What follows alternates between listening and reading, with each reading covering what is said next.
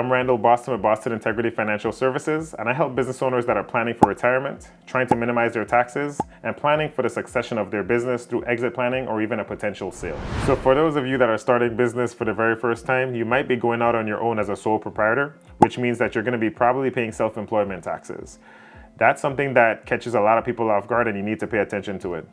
Ultimately, hopefully you're working with like a CPA, accountant, tax preparer, somebody that's going to help you account for your business revenue and your expenses as well. And at the end of the year, based on however much your net profit is, you're going to be paying self-employment taxes plus federal income taxes based on that.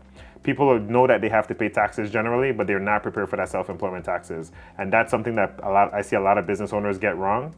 You basically have a lot of revenue, you have your profits, and you take your profits and you go buy a house or a boat or something else that you don't need, and you didn't set anything at all for taxes.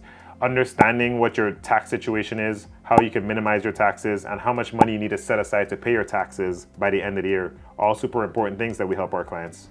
You know what happens if you get all of this wrong? Here's what it looks like.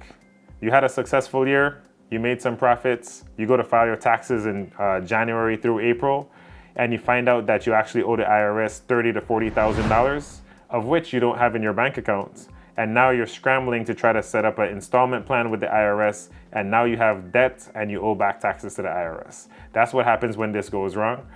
Hopefully you get it right. We can help you plan ahead to make sure that you understand what your numbers are ahead of time and that you're saving and setting aside the appropriate amount of money so this doesn't happen to you.